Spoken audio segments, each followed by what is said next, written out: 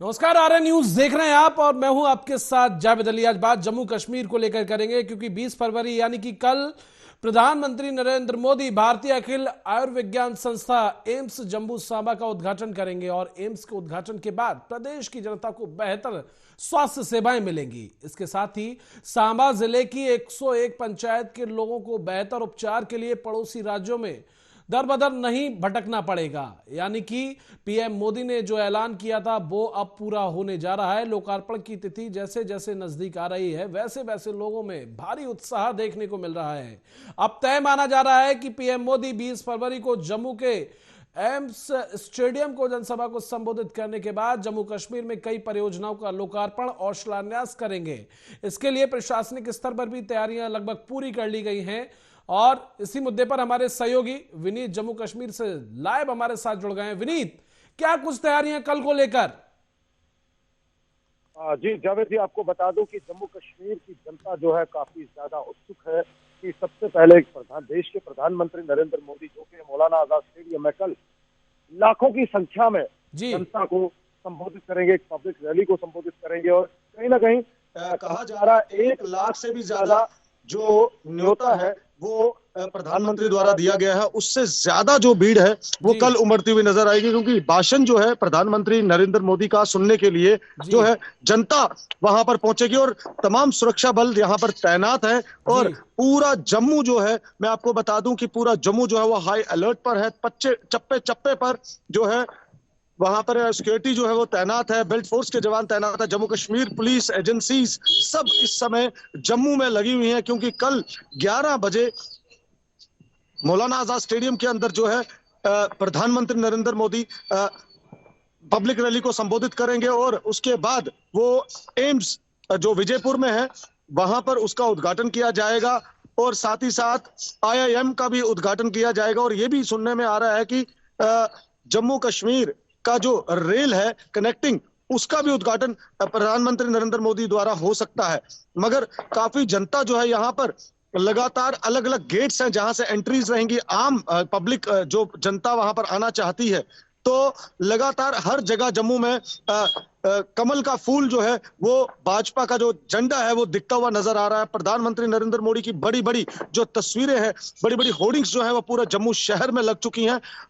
जावेद, बिल्कुल, क्योंकि विनीत जिस तरह से आपने झंडे का जिक्र किया, पीएम मोदी की होर्डिंग्स का जिक्र किया, ऐसे में ये कहना गलत नहीं होगा कि लोगों के बीच भारी उत्साह तो देखने को मिल ही रहा है। इसके साथ ही जम्मू कश्मीर के लोगों के लिए इसे एक बड़ा तोहफा पीएम मोदी के द्वारा कहा जा सकता है। जी बिल्कुल बिल्कुल। पिछली बारी की बात करें, जब पल्ली गांव में जी प्रधानमंत्री नरेंद्र मोदी ने पब्लिक को जनता को संबोधित किया था, वहां पर भाषण दिया था, तो उसमें भी काफी सारी योजनाएं, काफी सारा पैसा जो है जम्मू कश्मीर के लिए उन्होंने सैंक्शन किया था और वहां उस स्टेज के माध्यम से उन्होंने वो जनता के समक्ष रखा।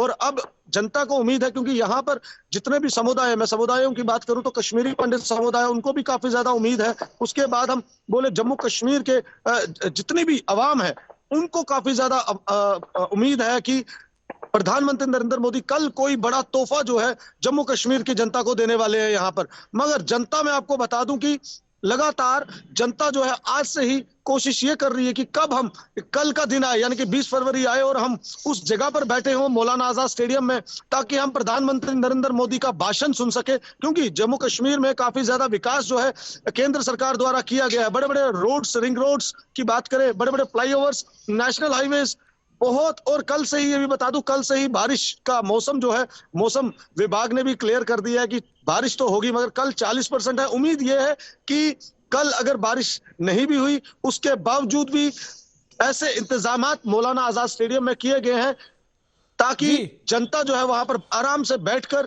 प्रधानमंत्री नरेंद्र मोदी का भाषण सुन सके। जावेद, क्योंकि बिल्कुल विनीत, हम तस्वीरें भी देख रहे हैं, प्रशासनिक अमला भी वहां पर तैनात किया गया है, मिलिट्री के जवान भी वहां पर तैनात है और एक बड़ी तैयारी इसे कहा जा सकता है पीएम मोदी के आगमन को लेकर। ऐसे में वहां की सरकार के द्वारा क्या कुछ तैयारियां की गई हैं? वहां की सरकार का क्या कुछ बयान इस पीएम मोदी के दौरे को लेकर?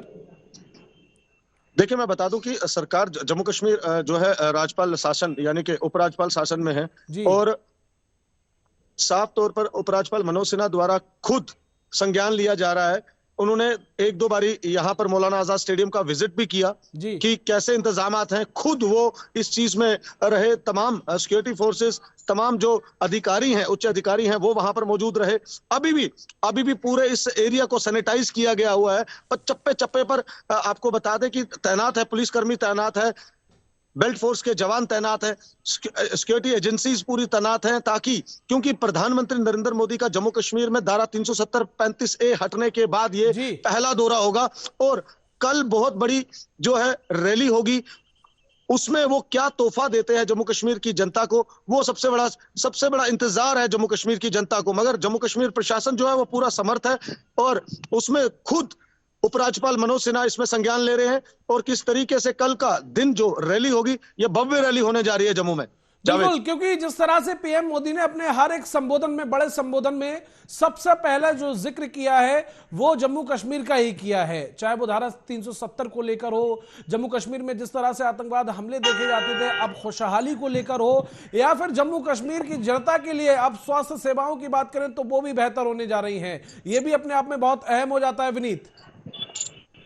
जी बिल्कुल बिल्कुल, जैसे कि सिर्फ जम्मू में ही एम्स नहीं बना हुआ है, अब कश्मीर में, सबसे पहले कश्मीर में बना था, उसके बाद अब जम्मू में भी बन चुका है। क्योंकि अलग अलग जम्मू कश्मीर का जो भी अपना उपचार कराने के लिए उसको अलग राज्यों में जाना पड़ता था, चाहे दिल्ली जाना पड़ता था, और रास्ते में कोई ऐसा हादसा भी होता था कि वो वहां तक पहुंच नहीं पाता था। मगर एक बहुत बड़ी सौगात जो है जम्मू कश्मीर के लिए कि ये एम्स जो है यहाँ पर दिया गया और लोगों को अब बाहरी राज्यों में जाने की जरूरत नहीं पड़ेगी। IIM की बात करें तो वो भी यहाँ पर है और कश्मीर में भी है। और कहीं ना कहीं जम्मू कश्मीर की जनता जो है अंदरूनी बहुत ज्यादा खुश है प्रधानमंत्री नरेंद्र मोदी से, क्योंकि काफी सारी योजनाएं जो हैं वो यहाँ पर जम्मू कश्मीर की जनता को दी गई।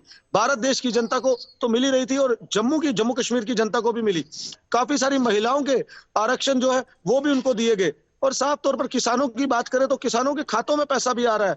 और इस समय मैं आपको बता दूं कि जम्मू की कश्मीर की जनता जो है, ऑफ कैमरा जब हमने उनसे बात की, उनका जी कहना यही था कि हम सिर्फ इंतजार में है कि कब नरेंद्र मोदी प्रधानमंत्री कल जब भाषण देंगे, हम वो भाषण सुनना चाहते हैं और जम्मू हमारे लिए क्या तोहफा उन्होंने केंद्र से लेके आएंगे।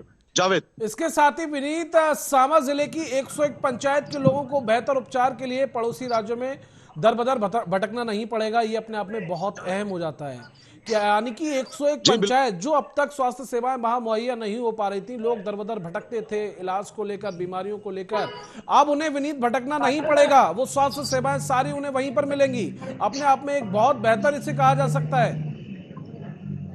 बिल्कुल बिल्कुल जावेद, बिल्कुल सही कह रहे हैं आप। मैंने यही कहा कि जैसे जम्मू की जनता है, जैसे सांबा जिले की बात की आपने, सांबा जिला के बिल्कुल नजदीक ही है एम्स और कहीं ना कहीं एक बड़ा इंफ्रास्ट्रक्चर है और काफी ज्यादा जो सुविधाएं जो हमें दिल्ली में मिलती थी एम्स की, वो अब वहां के हमारे जम्मू के संभाग के लोगों को, जनता को बाहर जाने की जरूरत नहीं है, बाहरी राज्यों में जाने की जरूरत नहीं। और खास करके सांबा जिला के जी जो बड़े बड़े हादसे जो रास्तों में घटनाएं होती थी, तो उनको भी लेकर कहीं ना कहीं अब यह है तुरंत एम्स में जाया जाएगा और एम्स में उनको अच्छा उपचार मिलेगा और उनको बाहरी राज्यों में नहीं जाना पड़े। ये बहुत बड़ी सौगात जम्मू की जनता के लिए है।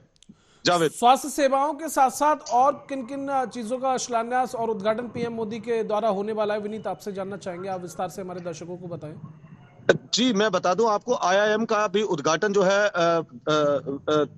प्रधानमंत्री नरेंद्र मोदी द्वारा किया जाना है। और जी उसके साथ साथ जो है जम्मू और श्रीनगर रेल कनेक्टिंग जो है उसका भी उद्घाटन कर सकते हैं प्रधानमंत्री नरेंद्र मोदी। और कटरा भी वो शायद से कल जाएंगे। अब ये भी सूत्रों के हवालों से खबर आ रही है कि क्या वो कश्मीर विजिट करेंगे या नहीं, अभी तक इसके ऊपर पूरा कोई स्पष्ट नहीं किया गया। सूत्रों से ये लग रहा है कि उसके ऊपर भी संज्ञान लिया जा रहा है कि क्या पता प्रधानमंत्री नरेंद्र मोदी कश्मीर का भी विजिट कर सकते हैं।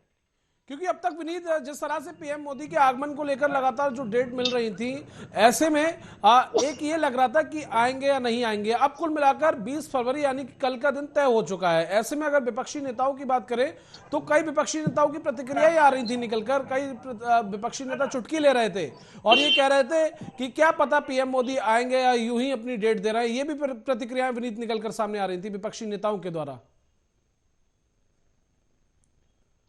विनीत, आपको आवाज मिल पा रही है?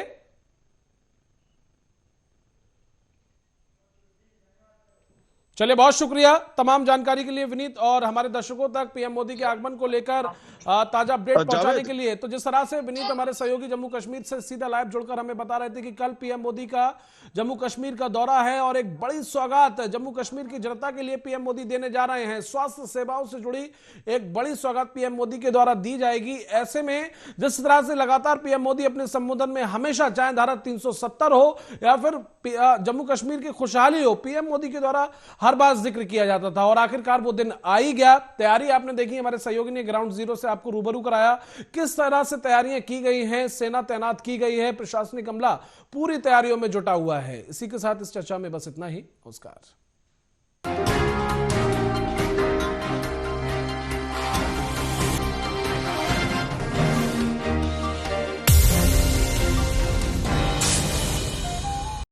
आर्य न्यूज देख रहे हैं आप और मैं हूं आपके साथ जावेद अली। अब बात उत्तर प्रदेश की राजनीति को लेकर करेंगे, क्योंकि लोकसभा चुनाव से पहले समाजवादी पार्टी में बड़ी टूट होने की संभावना जताई जा रही है। सपा में टूट को आगामी लोकसभा चुनाव के लिहाज से देखा जा रहा है और सूत्रों की माने तो अखिलेश यादव की पार्टी के 10 विधायक बीजेपी ज्वाइन कर सकते हैं। हालांकि अभी सूत्रों के हवाले से ये खबर है, लेकिन कयास यही लगाए जा रहे हैं कि अखिलेश यादव की पार्टी के 10 विधायक बीजेपी में जा सकते हैं और एक बड़ा झटका यहां पर अखिलेश यादव को लग सकता है। इससे पहले आपको अखिलेश यादव का बयान सुनाते हैं, क्या कुछ उन्होंने कहा। इसका रैली पहुंच रही न्याय यात्रा कांग्रेस की, अभी बातचीत चल रही है, कई दौर में बातचीत हो चुकी है, कई सूचियां उधर से आई, सूची इधर से भी गई। जिस समय सीटों का बंटवारा हो जाएगा, समाजवादी पार्टी उनके न्याय यात्रा में शामिल हो जाएगी। रैली पहुंच रही न्याय यात्रा कांग्रेस की पार्टी को इसका। तो अखिलेश यादव को आपने सुना कि अभी बातचीत चल रही है, कई दौर की बातचीत हो चुकी है, सूची इधर से भी आ रही है और सूची उधर से भी जा रही है। यानी कि जो विधायक बीजेपी में शामिल होने जा रहे हैं, या फिर जिस तरह से बीते दिन पहले की बात करें तो सलीम इकबाल शेरवानी ने अपना इस्तीफा दिया, तो एक के बाद एक टूट अब समाजवादी पार्टी में भी देखने को मिल रही है। और उत्तर प्रदेश के लिहाज से बीजेपी को यहां पर एक बड़ा फायदा कहा जा सकता है। जबकि पार्टी के 3 विधायक, यानी कि समाजवादी पार्टी के 3 विधायकों की बात करें तो वो कांग्रेस में शामिल हो सकते हैं। खबर यह भी है राज्यसभा चुनाव के लिए वोटिंग के लिहाज से भी इस टूट को अखिलेश यादव के लिए बड़ा झटका माना जा रहा है। एक बड़ा झटका इसे कह सकते हैं। हालांकि सूत्रों की माने तो सपा विधायक इंद्रजीत सरोज समेत करीब आधा दर्जन से ज्यादा सपा के मौजूदा विधायक बीजेपी के संपर्क में हैं। यानी कि ये पहले से ही तय हो गया था, या कब से ये पूरा जो समीकरण चल रहा था, जिस तरह से बताया जा रहा है कि बीजेपी के संपर्क में ये आधे से ज्यादा विधायक हैं। आखिर पूरा घटनाक्रम क्या है, फिलहाल आने वाला वक्त ही बताएगा। फिलहाल अभी तक यही कयास लगाए जा रहे हैं। अगर राज्यसभा चुनाव में बीजेपी को जरूरत पड़ी तो ये सभी विधायक सपा के खिलाफ क्रॉस वोटिंग कर सकते हैं। खबर यह भी है कि अगर राज्यसभा में जरूरत पड़ी तो सभी विधायक सपा के खिलाफ क्रॉस वोटिंग कर सकते हैं। इसके अलावा सूत्रों की माने तो सपा के अमिताभ वाजपेयी समेत 3 विधायक कांग्रेस में जा सकते हैं। हालांकि नामों का खुलासा हुआ है तो अभी तक यही है कि जा सकते हैं, लेकिन ये सभी विधायक लोकसभा चुनाव लड़ने के चक्कर में इसीलिए दूसरी पार्टियों की राह देख रहे हैं। यानी कि सपा के अंदर सारी चीजें बेहतर नहीं चल रही हैं समाजवादी पार्टी के अंदर, और ये जो विधायक हैं वो लोकसभा चुनाव लड़ने के लिए सोच रहे हैं। इसीलिए ये टूट समाजवादी पार्टी के अंदर दिखाई दे रही है।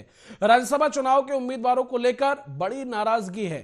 हालांकि बीते कुछ दिनों के दौरान अखिलेश यादव के कई करीबी नेताओं ने उन्हें झटका दिया है। सपा विधायक और अपना दल कमेरावादी की नेता पल्लवी पटेल ने भी राज्यसभा चुनाव में अपनी पार्टी के उम्मीदवार को वोट देने से साफ मना कर दिया। उन्होंने कहा है कि पार्टी पीडीए के फॉर्मूले पर चल रही है। उन्होंने सपा के उम्मीदवार जया बच्चन और आलोक रंजन पर कई सवाल खड़े कर दिए, क्योंकि जिस तरह से इन लोगों को, उनका कहने का मतलब है पल्लवी पटेल का, कि इन लोगों को ज्यादा तवज्जो दी जा रही है। सपा में बगावती राज्यसभा उम्मीदवारों के नामांकन के बाद यह शुरू हुई है। पहले सपा नेता स्वामी प्रसाद मौर्य ने उम्मीदवारों का नामांकन होने के बाद पार्टी महासचिव के पद से अपना इस्तीफा दे दिया था। बता दें कि यूपी में 10 राज्यसभा सीटों के लिए चुनाव हो रहा है। बीजेपी ने इस चुनाव में 8 और सपा ने 3 उम्मीदवार उतारे हैं। सपा ने जया बच्चन और आलोक रंजन के अलावा रामजी सुमन को अपना उम्मीदवार बनाया है। तो सपा में राज्यसभा के लिए 2 कायस्थ प्रत्याशी उतारने को लेकर यह घमासान लगातार जारी है। 5 बार के सांसद रहे और पार्टी के राष्ट्रीय महासचिव सलीम इकबाल शेरवानी, उनका हम जिक्र कर लेते हैं।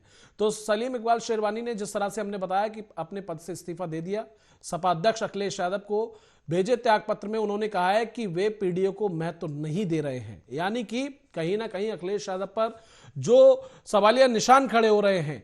तो इस तरह यही जिक्र सलीम इकबाल शेरवानी के द्वारा कहा गया, जो पल्लवी पटेल ने जिक्र किया कि पीडीओ को पूरा महत्व नहीं दिया जा रहा है।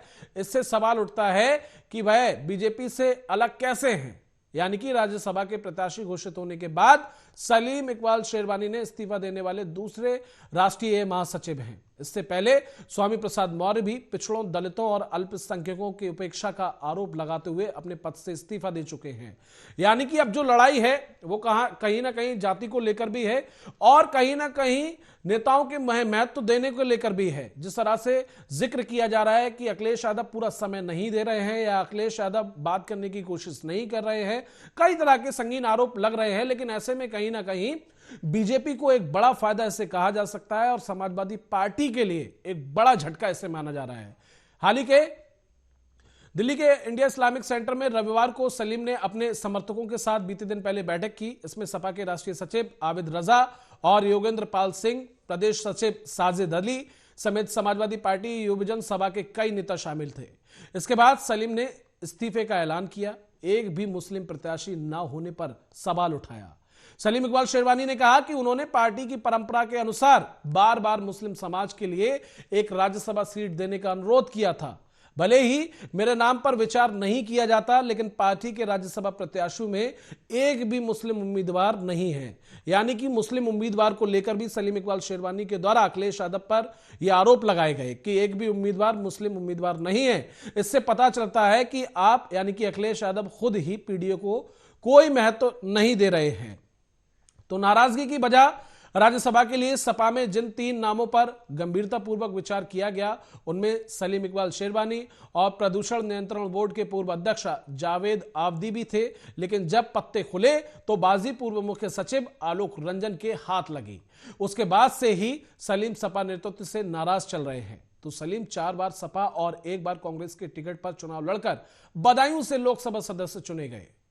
तो ऐसे में अब जो पूरा घटनाक्रम हमने आपको उत्तर प्रदेश के बारे में बताया, समाजवादी पार्टी को लेकर बताया, आपसी जो कलह चल रही है समाजवादी पार्टी के अंदर, ऐसे में समाजवादी पार्टी को एक और बड़ा नुकसान हो सकता है। हालांकि अभी तक ये सूत्र हैं और ऐसे में कयास यही लगाए जा रहे हैं। अब लगातार पहले कयास ही लगाए जाते हैं, चाहे बिहार की बात कर लें या फिर अन्य राज्यों की बात कर लें। अब वही हाल हमें उत्तर प्रदेश में देखने को मिल रहा है।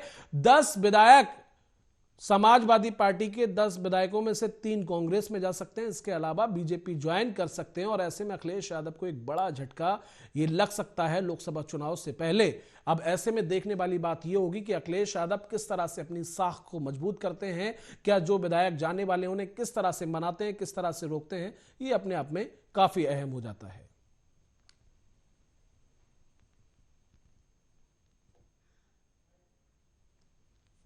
कांग्रेस की अभी बातचीत चल रही है, कई दौर में बातचीत हो चुकी है, कई सूचियां उधर से आई, सूची इधर से भी गई।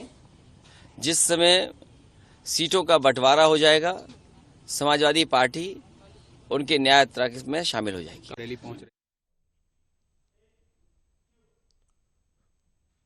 तो अखिलेश यादव ने भी अपने बयान में आपने बखूबी सुना, ये कहते हुए नजर आ रहे हैं कि सूचियां आ रही हैं, जा रही हैं, लेकिन मनाने की कोशिश की जा रही है या फिर बात करने की कोशिश की जा रही है। अब देखने वाली बात यही होगी कि अखिलेश यादव किस तरह से अपनी साख बचा पाते हैं। इसी के साथ फिलहाल के लिए बस इतना ही। नमस्कार।